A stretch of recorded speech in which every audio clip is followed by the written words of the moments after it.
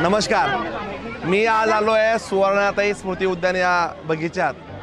खरं तर जाताना प्रचाराला जात असताना इथं सहज आलो आणि इथल्या सगळ्या हा लहान मुलांचा किळबिळाट, सगळ्या लोकांची गर्दी हे पाहून एक मनापासून एक आनंद झाला की आपण जे उद्यान या शहरासाठी बनवलंय त्यातला हा पहिलाच टप्पा, पहिलाच भाग आम्ही संपवलाय। आज ह्या लोकांची गर्दी, ह्या लहान लहान मुलांचा चेहऱ्यावरचा आनंद, मला असं वाटतं की ही खरी अर्थाने माझ्या कामाची पावती आहे असं मी समजतो। जनतेने आमदार म्हणून निवडून दिलं, परंतु मलाही जनतेचं काहीतरी देणं लागतं, उत्तरदायित्व आहे।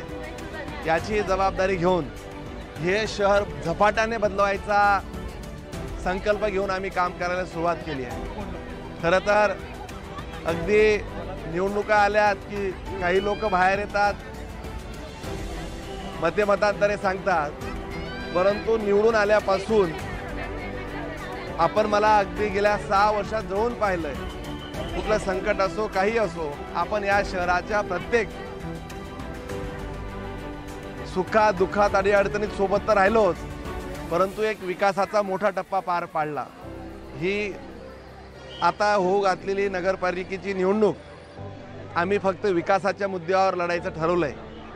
खरं तर मला असं वाटतं की कदाचित ही लोक, लहान मुलं मला ओळखत असतील किंवा नसतील, हा भाग जाऊ देत,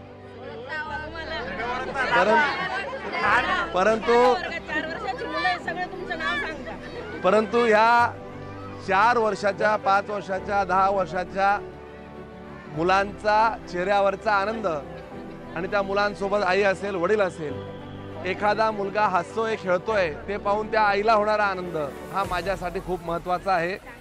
आज या बगीच्यात फिरताना या गोष्टीचं समाधान वाटलं की आपण जे उद्यान या शहरासाठी केलंय, खरं तर हे अजून खूप छोटं पडतंय। पुढचंही उद्यान आम्ही करायचं ठरवलंय, परंतु चाळीसगावकर ह्या उद्यानात लहान बालगोपालांसह जी भेट देतात, त्यांच्या चेहऱ्यावरचा जो आनंद निर्माण होतो, ती खऱ्या अर्थाने माझ्यासाठी कामाची पावती आहे।